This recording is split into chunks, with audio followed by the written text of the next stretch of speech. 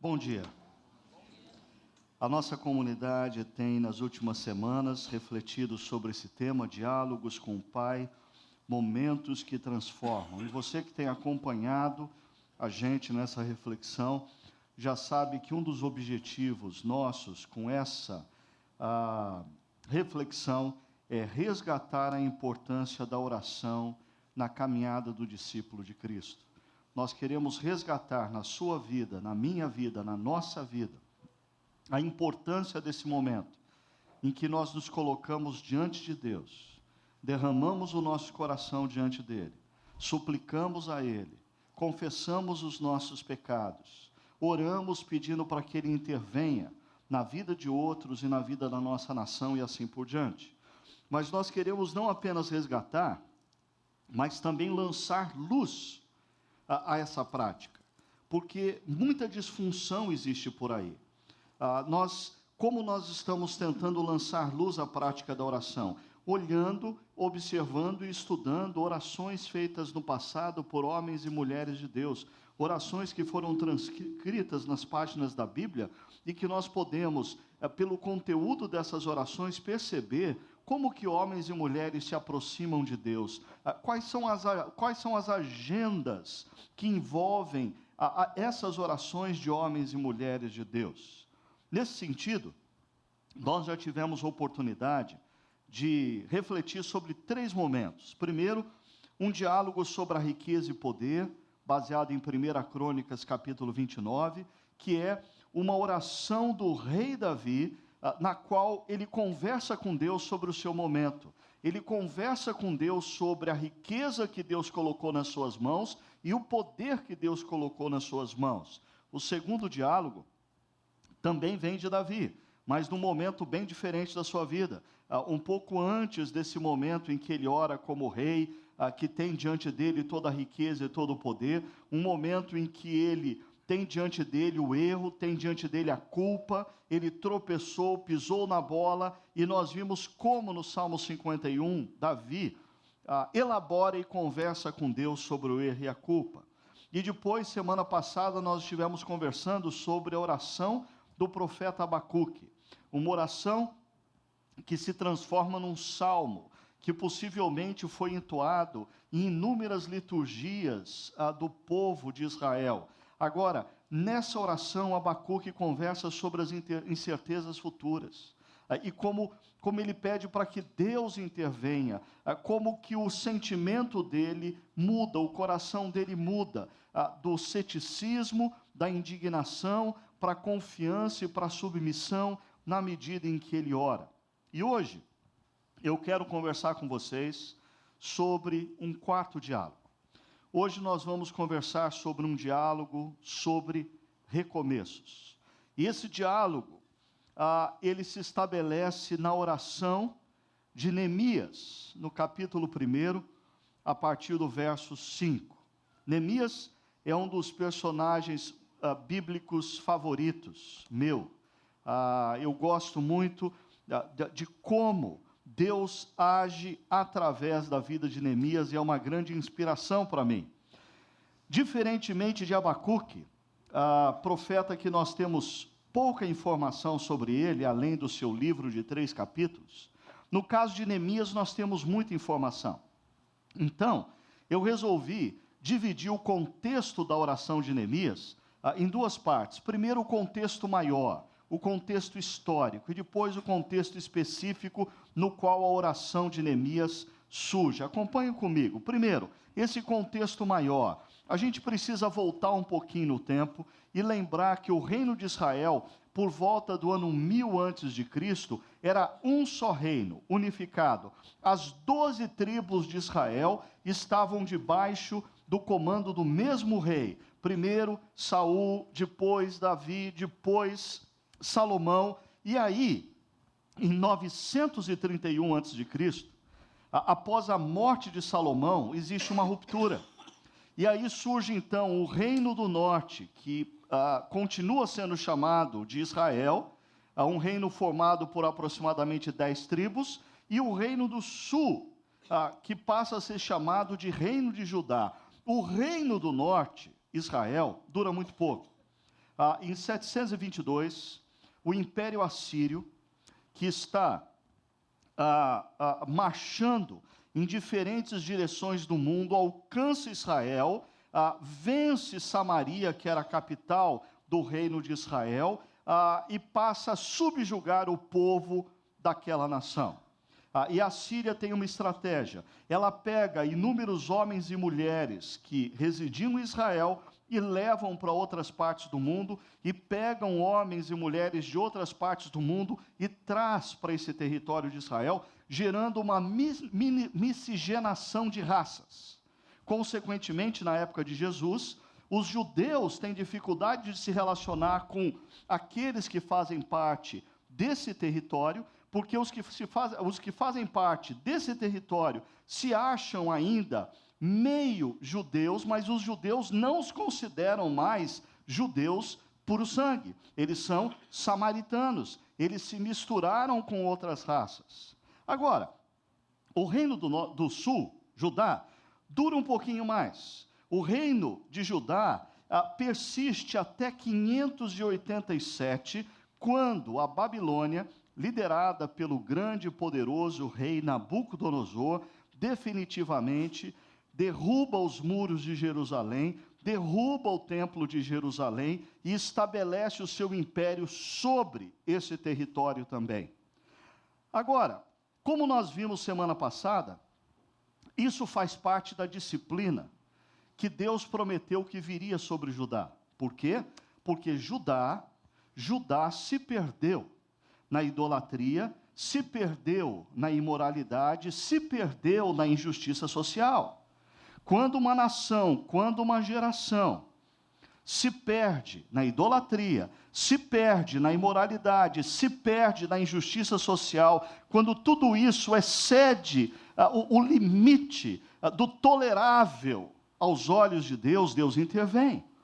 E Deus disciplina Judá. Mas Deus havia prometido, através de Abacuque, disciplinar não apenas Judá, mas disciplinar o próprio reino da Babilônia, pela maneira como eles estavam tratando outras nações. Por isso, em 539, o Império Persa, que vai se tornar o maior império da antiguidade, liderado pelo rei Ciro o Grande, domina sobre a Babilônia e, consequentemente, passa a governar o mundo de então. Mas o rei Ciro tem um sonho. E nesse sonho, Deus ordena a Ciro para que mande de volta os judeus que estavam no cativeiro para a terra ali da região da Palestina. E os judeus que vieram junto com Nabucodonosor, rei da Babilônia, começam agora gradativamente voltar para o território de Judá. É nesse contexto que se encontra Neemias. Neemias é um desses que se encontra debaixo do Império Persa, vendo alguns dos seus irmãos voltando para Judá, e ele vai receber notícias de como se encontra Judá e principalmente a cidade de Jerusalém. Isso nos leva para o contexto menor, o contexto mais específico da oração. Quando você lê Neemias capítulo 1, você percebe que a oração de Neemias vai surgir quando, no mês de Quisleu, no 20º ano, enquanto eu estava na cidade de Suzã, ou seja, mês de Quisleu. Esse mês, ele fica no nosso calendário por volta de meados de novembro a meados de dezembro, quase que de 15 de novembro a 15 de dezembro, ano vigésimo do rei Artaxerxes, rei da Pérsia, ano 545 a.C. do nosso calendário. Mas nós temos a informação precisa de onde Neemias se encontrava, em Suzã. E Suzã era a capital administrativa do Império Persa. De Suzã saíam as ordens que mudavam o rumo da nação persa e das nações subjugadas pelos persas. Suzã está para o Império Persa como Washington está para os americanos, ou como talvez Brasília está para os brasileiros, né? Aí, o que Neemias diz? Hanani, um dos meus irmãos, veio de Judá com alguns outros homens, e eu lhes perguntei acerca dos judeus que restaram, os sobreviventes do cativeiro, e também sobre Jerusalém. Perceba que aqui, a pergunta de Neemias tem dois focos. O primeiro foco, Neemias pergunta sobre pessoas. Como estão as pessoas? O segundo foco, Neemias pergunta sobre estruturas. Como está a cidade? É interessante.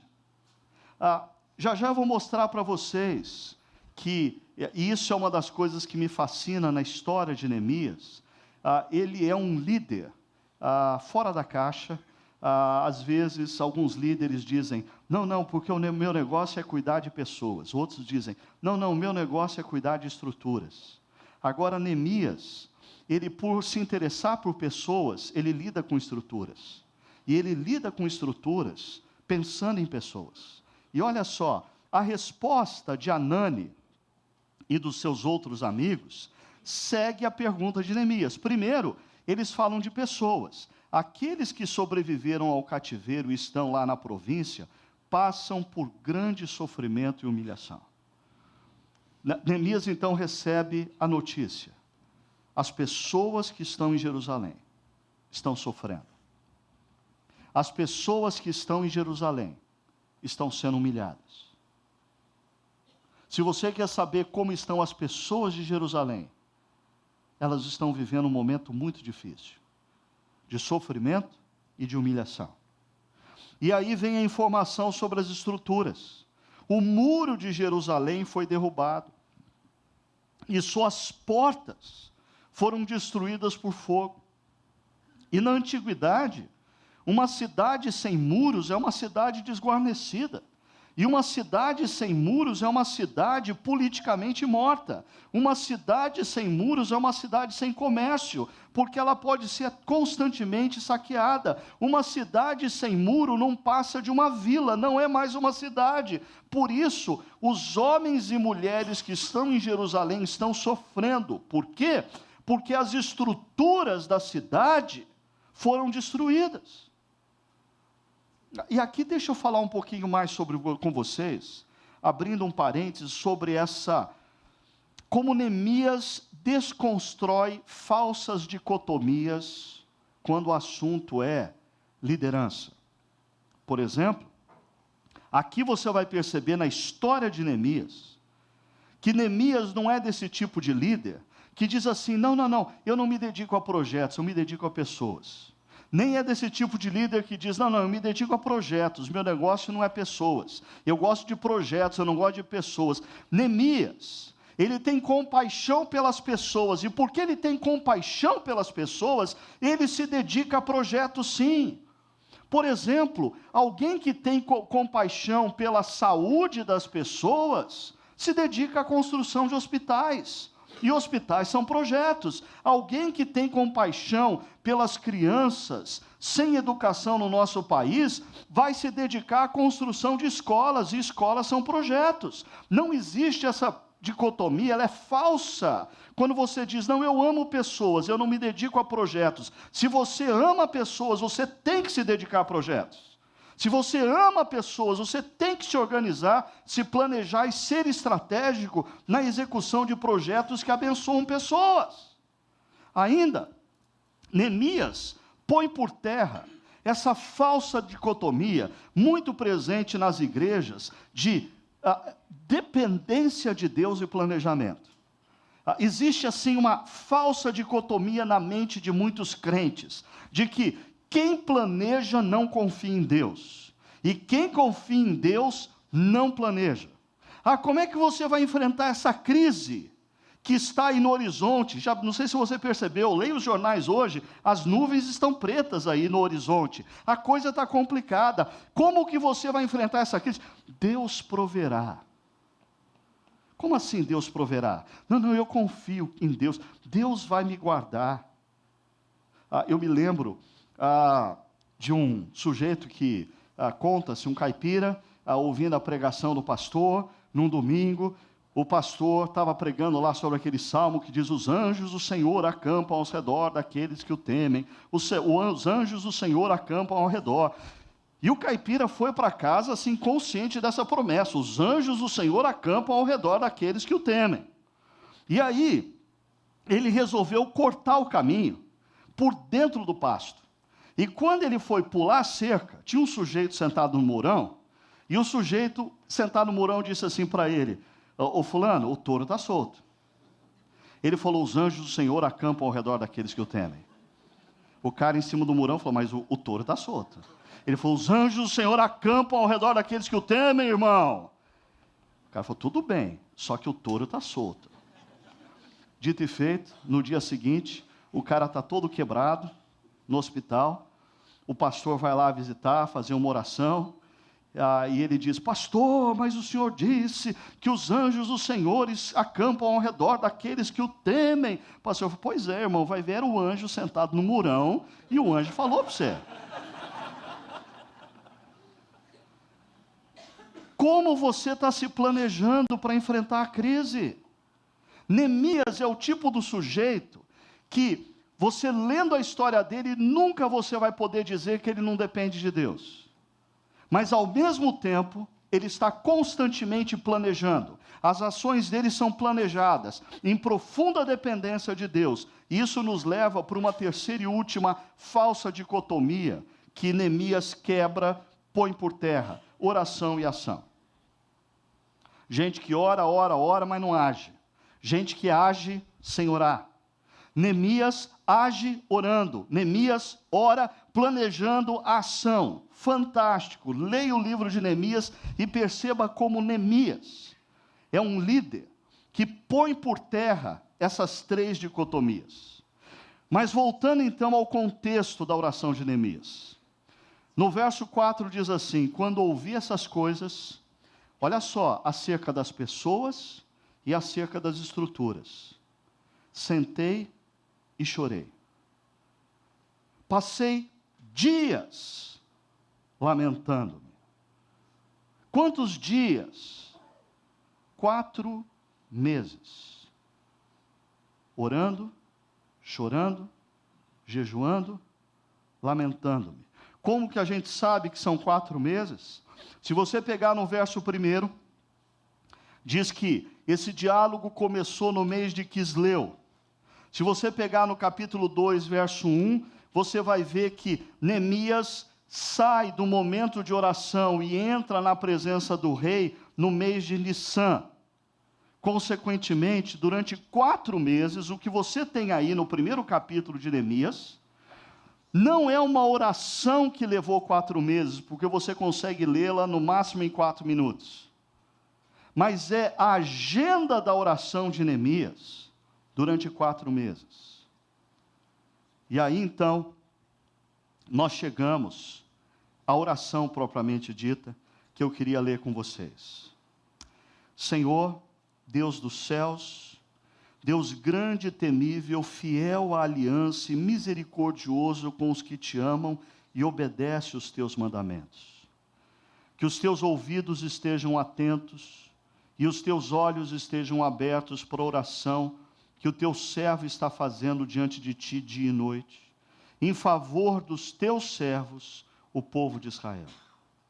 confessa os pecados que nós, os israelitas, temos cometido contra ti. Sim, eu e o meu povo temos pecado, agimos de forma corrupta e vergonhosa contra ti. Não temos obedecido aos mandamentos, aos decretos e às leis que deste ao teu servo Moisés. Lembra-te agora do que disseste a Moisés teu servo. Se vocês forem infiéis, eu os espalharei entre as nações. Mas, se voltarem para mim, obedecerem aos meus mandamentos e os puserem em prática, mesmo que vocês estejam espalhados pelos lugares mais distantes debaixo do céu, de lá eu os reunirei e os trarei para o lugar que escolhi, para estabelecer o meu nome. Estes são os teus servos, o teu povo. Tu os resgataste com o teu grande poder e com o teu braço forte. Senhor, que os teus ouvidos estejam atentos à oração deste teu servo e à oração dos teus servos, que têm prazer em temer o teu nome. Faze com que hoje este teu servo seja bem-sucedido, concedendo-lhe a benevolência deste homem. Neemias está prestes a conversar com o rei. Nessa época, eu era copeiro do rei. E ser copeiro do rei na antiguidade era ser homem de absoluta confiança do rei. Ser copeiro do rei significava que absolutamente nenhuma gota de água, nenhum gole de vinho, nenhum garfo de risoto, nenhum pedacinho de carneiro ia para a boca do rei antes de passar pela boca do copeiro. O copeiro era aquele que experimentava absolutamente tudo para proteger a vida do rei. Logo, Neemias é uma pessoa que tem influência diante do rei.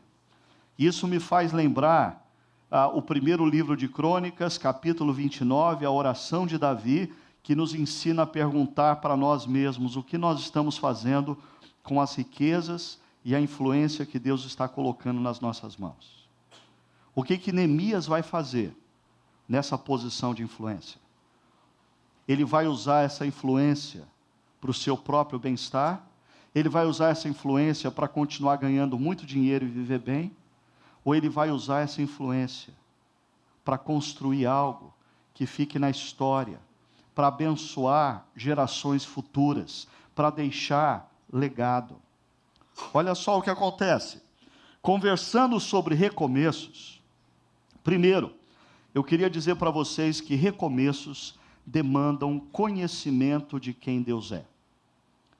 Para você recomeçar na vida, para você tomar decisões que visam recomeço, para você retomar sua caminhada conjugal, profissional, de vida, você primeiro precisa conhecer quem Deus é. Por isso, Neemias começa a oração dele fazendo menção a 3 características de Deus, 3 atributos de Deus. O primeiro deles é esse. Ele diz: Deus grande e temível. Deus grande e temível, porque quando Neemias olha para as circunstâncias não inspiram qualquer confiança acerca do futuro. Jerusalém está com os muros derrubados. Jerusalém, a população em Jerusalém está sofrendo. O povo que ali está não tem liderança e não tem recursos financeiros para reconstruir aquela cidade. Ele olha ao seu redor e não consegue enxergar esperança no que ele vê. No entanto, quando Neemias ora, lembrando a sua mente e o seu coração de que Deus é grande e temível, ele passa a crer em quem Deus é, e não no tamanho das adversidades que ele está enfrentando. Algumas semanas atrás, a liderança da nossa igreja estava reunida e a gente foi impactado por algumas palestras em vídeo. E uma delas esse Louis Giglio dizia: a vida é curta, Deus é grande, tome o passo. Às vezes a gente enrola demais na vida.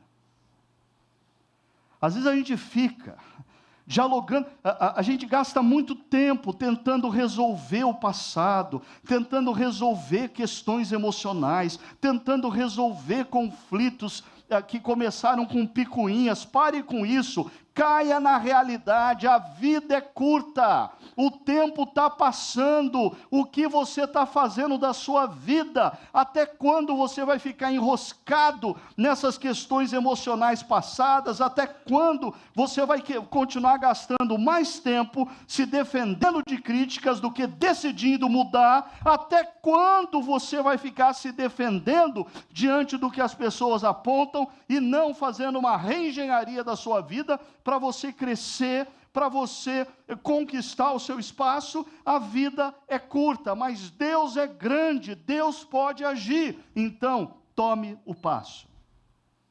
Parece que é isso que acontece com Neemias. Apesar de ter todo o prestígio na corte, parece que ele chega à conclusão que a vida é curta e Deus é grande, maior do que os problemas que ele tem. E ele vai decidir então tomar o passo. Segunda característica, segundo atributo que Neemias cita nessa oração, é que Deus é grande e temível, fiel à aliança. E por favor, não vem agora com aquela piadinha sem graça de corintiano, de que Deus é fiel. Deus é fiel ao seu povo. Corintiano não é povo de Deus. Corintiano, teologicamente falando, é a natureza decaída. O sujeito nasce corintiano. Tá? Daí, assim, o Espírito Santo lança à luz. Alguns descobrem o caminho, outros não. Outros vão continuar mortos nos seus delitos e pecados. Mas brincadeiras à parte, Deus ama o corintiano. Jesus veio para aqueles que são enfermos. Quando Neemias diz que Deus é fiel à sua aliança, Neemias tem uma profunda convicção das promessas que Deus fez a ele no passado, promessas essas que nós deveríamos ter em mente quando nós estamos enfrentando determinadas situações, como por exemplo, uma que tem falado ao nosso coração desde janeiro desse ano. Desde janeiro desse ano nós temos repetido constantemente essa promessa: seja forte e corajoso, não se apavore, nem desanime, pois o Senhor, o seu Deus, estará com você por onde você andar.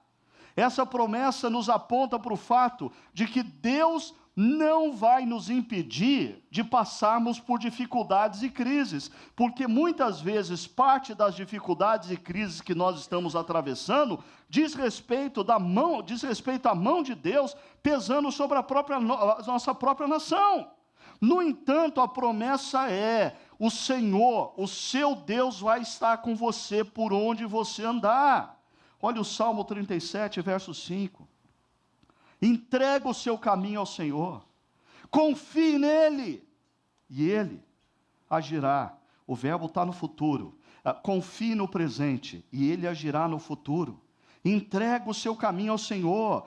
O que Jesus disse aos seus discípulos: e eu estarei sempre com vocês até o fim dos tempos. Eu nunca vou abandonar vocês. E o que o apóstolo Paulo diz em Filipenses 1, verso 6, aquele que começou boa obra em vocês, aquele que começou uma obra em vocês, vai completá-la até o dia de Cristo. Existem momentos na vida em que Deus, sim, começa uma obra em nós, uma obra que muitas vezes gera um grande buraco. Muitas vezes Deus nos coloca num deserto, muitas vezes Deus inicia na nossa vida uma cirurgia delicada, mas Deus não nos deixa na sala de cirurgia, Deus não nos deixa com um buraco aberto, Deus não nos deixa no deserto. Aquele que começou uma boa obra em nós vai completá-la. É a promessa de Deus. E na segunda carta de Paulo a Timóteo, capítulo 2, verso 13, vem a palavra de Paulo dizendo que, mesmo quando nós somos infiéis, Ele permanece fiel.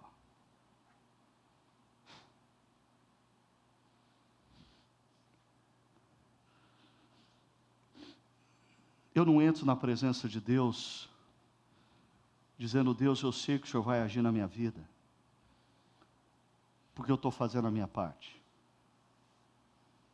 Eu entro na presença de Deus com confiança que Ele vai agir na minha vida, porque mesmo quando eu sou infiel, Ele permanece fiel. Esse amor me constrange. Mas voltando, a terceira característica que a gente já trabalhou nas últimas semanas é que Deus é misericordioso.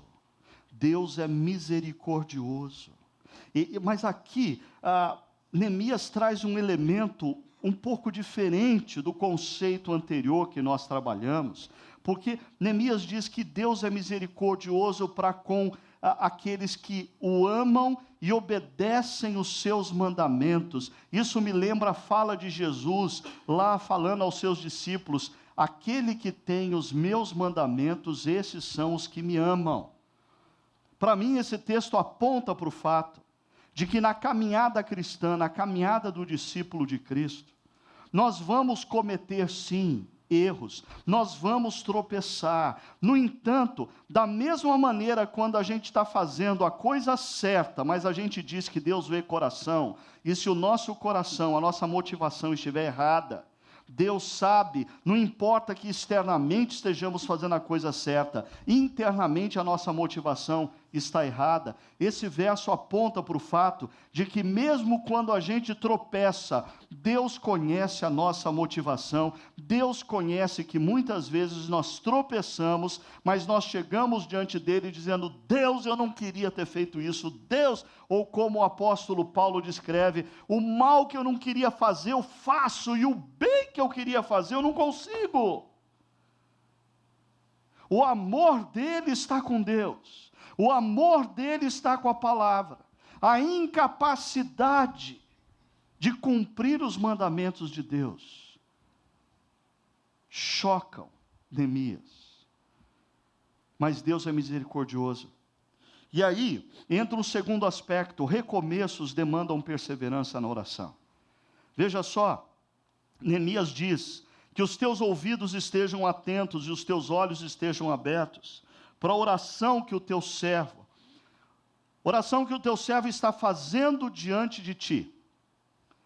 E o tempo e o modo do verbo no hebraico, está fazendo, aponta para o fato de que Neemias, essa oração de Neemias não é uma oração pontual. Ele não fez uma manhã. Ele tem feito ao longo de 4 meses.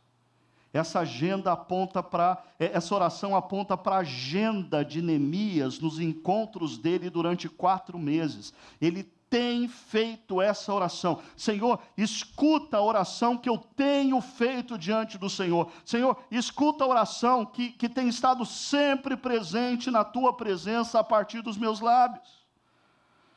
E essa expressão dia e noite aponta para a intensidade. Parece que Neemias passa 4 meses, nos quais, quando os seus olhos abriam na cama, antes sequer dele levantar, essa era a sua oração. E quando ele deitava na cama, antes dos seus olhos se fecharem, essa era a oração. Isso me faz pensar se no mundo imediatista que nós vivemos, nós temos usado corretamente a prática da oração com perseverança. Por exemplo, no mundo imediatista que nós vivemos, quando nós temos filhos com 6 meses, 9 meses, 1 ano, nós temos tido a prática de toda manhã e toda noite orar dizendo: Deus, que ele cresça conhecendo o Senhor, que ele cresça amando os teus princípios. Deus, prepara a esposa do meu filho. Deus, prepara o marido da minha filha. Dia e noite. A nossa cultura imediatista faz com que a gente só ore quando a água está batendo no nariz. Só ore pelo que a gente precisa amanhã. E a gente não exercita a perseverança diante de Deus.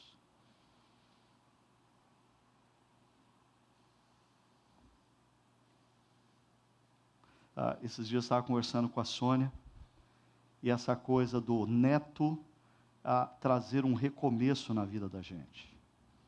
Porque quando nossos filhos eram pequenos, e eles ainda brincavam de carrinho e de boneca, a nossa oração era: Deus, dá a eles esposas, maridos, que te amam, que eles possam construir famílias estáveis, bonitas, para a tua honra e glória.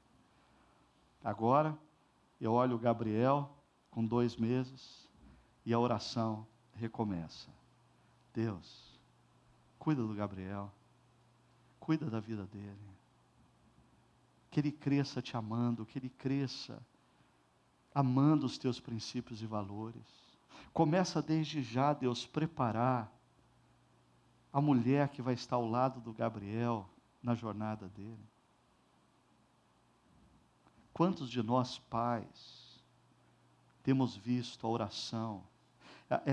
É terrível, a gente vive num mundo que tenta nos convencer de que nós somos capazes de cuidar dos nossos próprios filhos. Se nós colocarmos os nossos filhos nas melhores escolas da cidade, se eles aprenderem 2, 3 línguas, tudo está resolvido. Se eles conseguirem um bom emprego e ganharem muito dinheiro, o resto é consequência. Não é.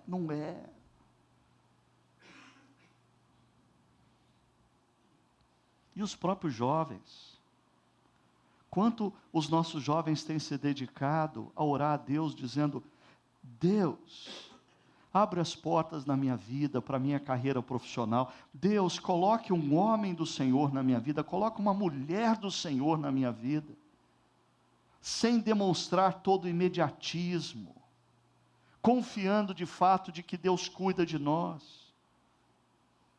Pais que vieram a compreender o Evangelho, a palavra de Deus, já mais tarde, hoje, têm os seus filhos, que não demonstram o mesmo amor a Deus, não demonstram o mesmo desejo de seguir os princípios e valores de Deus.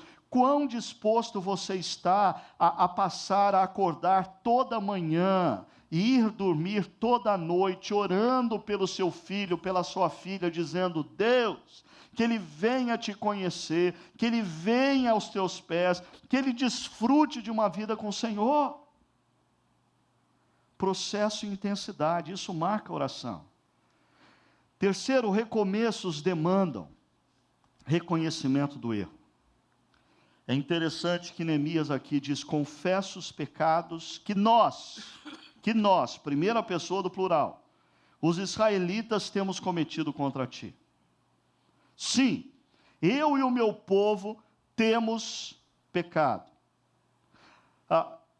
Recomeços demandam 2 coisas essenciais. Primeira delas, você parar de apontar no que o outro errou e passar a reconhecer que você é parte do erro. Por exemplo, pessoas que se divorciam, sem esse momento de reflexão, se dão mal outra vez. Você sabia que uma pessoa divorciada tem 50% mais chance de um novo divórcio do que alguém que nunca passou pelo divórcio? Muitas vezes por quê? Porque sai de uma relação e não é capaz de olhar para a situação e reconhecer o seu próprio erro. É sempre o erro do outro. Não, meu casamento deu mal por causa do outro, meu casamento deu mal por causa da outra. Não, a minha mulher era insuportável, meu marido era terrível. Neemias está falando de erros cometidos no passado, por uma geração na qual ele não era nem vivo. E ele diz assim: nós erramos. Nós erramos. Olha o verso seguinte: agimos de forma corrupta e vergonhosa contra ti. Neemias não está falando, os deputados e senadores têm agido de forma corrupta, Deus. Não, Neemias está dizendo, nós temos agido, nós temos sido corruptos, nós temos andado de maneira vergonhosa, não obedecendo aos mandamentos, aos decretos e às leis que deste ao teu servo Moisés. Não existe como ser bem-sucedido em recomeços sem a consciência de onde e quando se falhou. Se você vive um momento de recomeço na sua vida profissional, lembre-se disso. Não existe como você ser bem-sucedido nessa próxima fase, se você não parar e não identificar aonde você errou. Se você não fizer isso, o que você vai fazer? Você vai cometer os mesmos erros novamente. Se você está reconstruindo a sua vida afetiva, a sua vida conjugal, para pensar nesse princípio. Não existe como você ser bem-sucedido numa nova relação, se você não parar e ter tempo para pensar e refletir no que eu errei, aonde eu errei, no que eu caí, o que eu fiz mal. Isso demanda tempo. Uma segunda coisa que isso nos ensina é que existe a possibilidade, sim, de se orar pelos nossos pecados. Neemias, como eu falei, ele não está dizendo, Deus, os nossos líderes são corruptos. Ele está dizendo, Deus, nós, brasileiros, somos corruptos. Trazendo isso um pouquinho para uma esfera mais próxima de nós. Às vezes eu vejo em igrejas, não aqui na chácara, porque a chácara não tem desse tipo de problema. Eu estou falando de outras igrejas, né? Que em outras igrejas, às vezes tem aquele povo que diz, porque a nossa igreja só faz coisa errada, porque a nossa igreja é isso, porque a nossa igreja é aquilo. Eles conseguem criticar a igreja como se a igreja fosse algo à parte deles. Eles não conseguem perceber a oração de Neemias na primeira pessoa do plural. Nós temos errado. Deixa eu trazer isso um pouquinho mais para a realidade. Como muitas brigas conjugais poderiam ter fim hoje, nessa manhã, se os casais aqui presentes, ou aqueles que nos acompanham pela internet, decidissem orar na primeira pessoa do plural. Acabou a briga. A questão não é mais quem está errando. A questão é reconhecer, nós estamos errando. Nós estamos errando. Quarta coisa, recomeços demandam realinhamento com a palavra de Deus. E olha o que acontece. Aqui Neemias, ele ousa, olha a pretensão de Neemias aqui. Neemias vai ousar lembrar Deus do que ele mesmo havia dito para Moisés. Ele começa dizendo assim, lembra-te agora do que disseste a Moisés, o teu servo. Deus, lembra-te. O senhor se lembra do que o senhor disse para Moisés? E Deus, assim, muito pedagógico, né? O que, Neemias, que eu disse para Moisés? E Neemias diz, se vocês forem infiéis, eu os espalharei entre as nações. Aqui Neemias não está discutindo o que Deus fez nos últimos anos. Ele está dizendo, Deus, o Senhor tem toda a razão no que aconteceu. Nós nos afastamos, o nosso coração esfriou, nós desobedecemos a tua palavra. A sociedade começou a degradar na imoralidade, na idolatria, na injustiça social, e o Senhor nos disciplinou, e está certinho isso, eu não estou nem discutindo, porque o Senhor disse a Moisés que era isso que o Senhor faria. Mas agora vem a segunda parte, Neemias não é bobo. Ele diz, mas, Deus, o Senhor também disse que, se voltarem para mim, obedecerem aos meus mandamentos e os puserem em prática, mesmo que vocês estejam espalhados pelos lugares mais distantes debaixo do céu, de lá eu os reunirei e os trarei para o lugar que escolhi para estabelecer o meu nome. O que Neemias está fazendo aqui?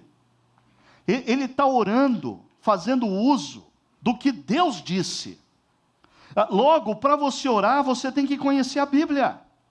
Se você quer orar, você precisa conhecer o que Deus já disse no passado, porque senão você começa a pedir coisa que Deus já falou frontalmente contra. Por outro lado, Neemias diz, Deus, o Senhor lembra o que o Senhor disse? O Senhor disse que se nós nos afastássemos, o Senhor ia disciplinar. Ok, Deus, não estou nem discutindo isso, o Senhor estava certinho. Mas Deus, o Senhor também disse outra coisa, que se nós nos voltássemos para o Senhor, se nós nos arrependêssemos, se nós decidíssemos seguir a Tua palavra, o Senhor ia nos juntar novamente, o Senhor ia nos abençoar.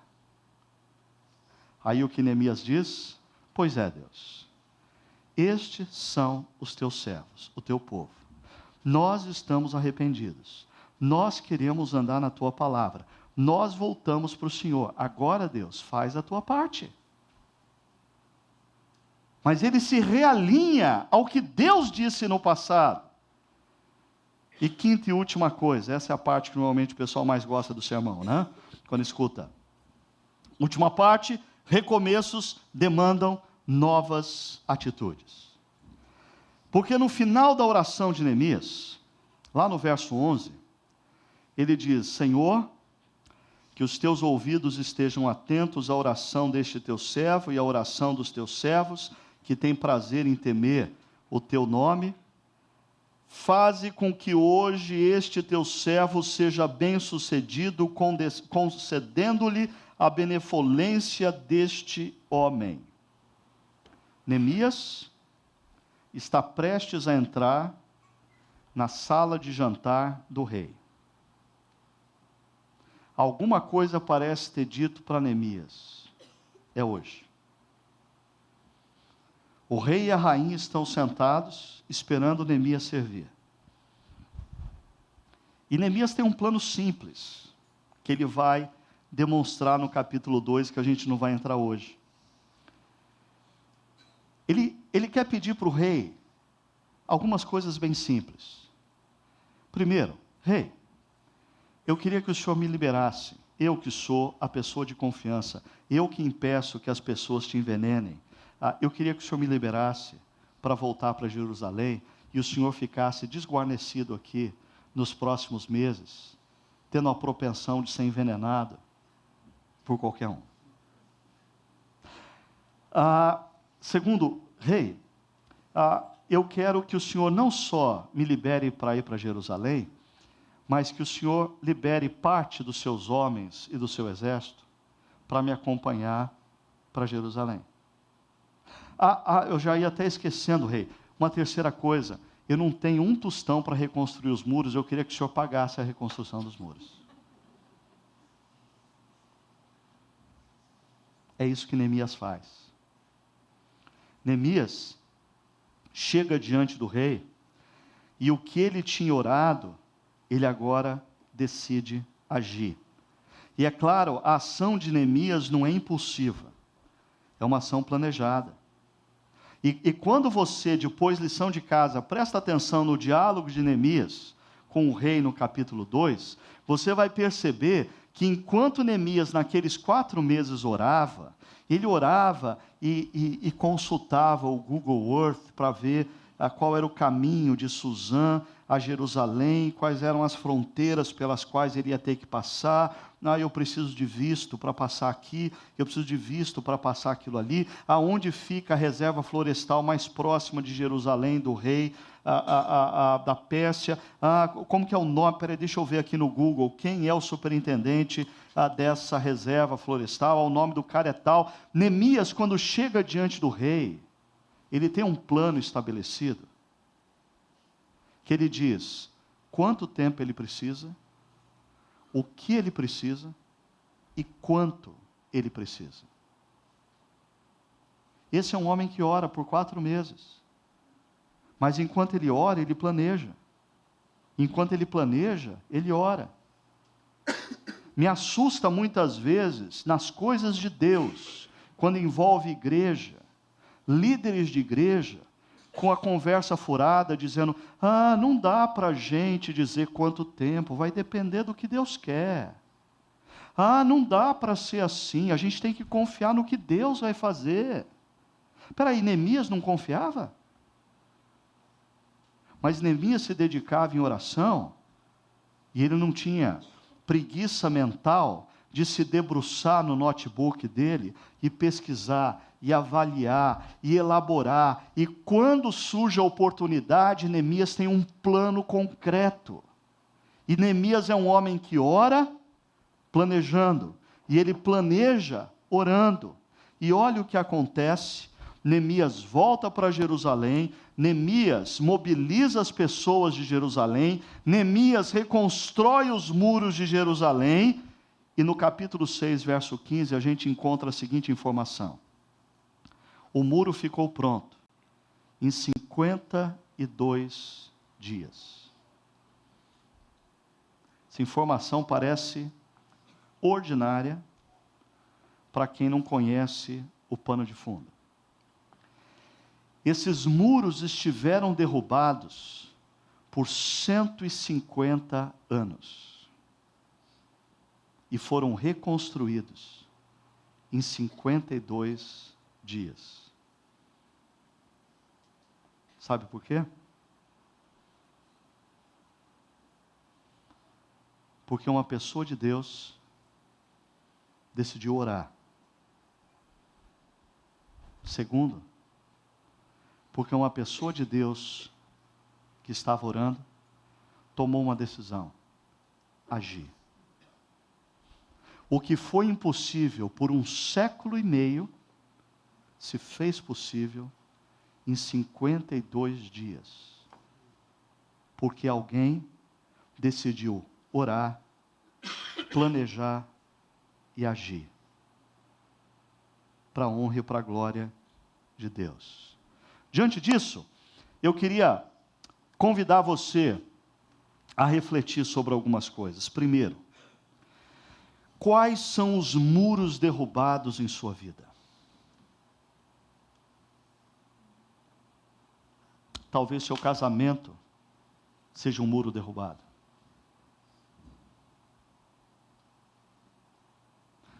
Talvez aonde os seus filhos se encontrem seja um muro derrubado na sua vida.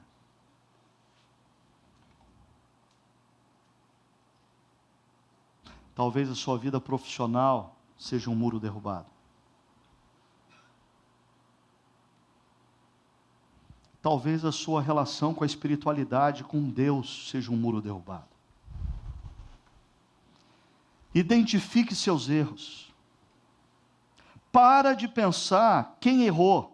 Identifique os seus erros e realinhe-se com a palavra de Deus. O que Deus disse sobre esses erros? E lembre-se, Deus disse também que aquele que confessar os seus erros, Ele é fiel e justo para purificar e restaurar. Mas identifique os seus erros. Quais são os muros derrubados da sua vida? Segundo, lembre-se, Deus é grande, Deus é fiel, Deus é misericordioso. Busque a presença de Deus e ore com perseverança. Ore com perseverança.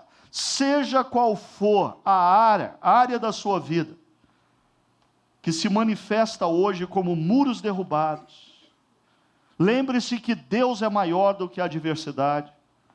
Lembre-se que Deus é imensamente maior do que a dificuldade que você está enfrentando. Deus é grande. Por isso, busque-o. Decida orar pela manhã e pela noite por essa causa. Busque a Deus, não desista de orar. Ore pelos seus filhos, ore pelo seu esposo, ore pela sua esposa, ore pela sua família, ore pela sua carreira profissional, ore para que Deus coloque uma pessoa de Deus no seu caminho, como esposo, como esposa, seja lá o que for. Persevere, Deus é grande, Deus é fiel, Deus é misericordioso. Então, busque a presença dele em oração e persevere. E terceiro e último lugar, quais são as atitudes que precisam ser tomadas hoje? Porque não caia nessa história de vamos orar, vamos orar, vamos orar. Daqui 3 anos, e aí? Estou orando. Daqui 5 estou orando. Daqui 10 anos, estou orando. Você deve orar, você deve buscar Deus. Mas existem atitudes que você precisa tomar à luz do que Deus fala para você em oração. Eu costumo dizer e repito: o que muda a história de uma vida, o que muda a história de uma família, o que muda a história de uma empresa, o que muda a história de um país, não são boas intenções, são atitudes. Maridos aqui precisam tomar a decisão de ter atitude para com a sua família e para com seus filhos. Esposas aqui precisam tomar a decisão de terem atitude no cuidado dos seus maridos e de seus filhos. Homens e mulheres de Deus aqui, profissionais, precisam tomar uma decisão, ter atitude. Quais são as atitudes? Ore, planejando, planeje, orando. Mas tenha atitude. Esse é o resultado do diálogo de Neemias com Deus. Em 52 dias, um muro que estava derrubado por 150 anos foi reconstruído. Deus pode fazer de novo nessa manhã, na sua vida e na sua história. Não existe muro derrubado que Deus não possa reconstruir. Entra na presença dele agora e ore, dizendo: Deus, faz de novo. Deus, faz de novo. Esteja em oração, na presença de Deus nesse momento. Busque a presença do Senhor. O mesmo Deus que ouviu a oração de Neemias, é o Deus que nesse exato momento escuta a sua oração.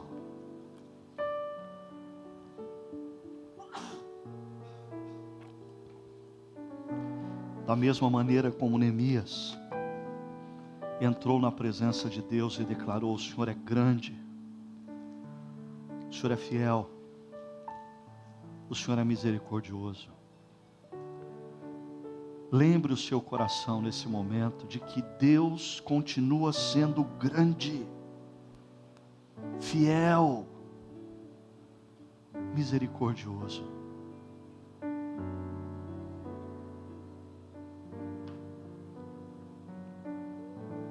Olhe para os muros derrubados da sua vida. Identifique aonde os muros foram derrubados.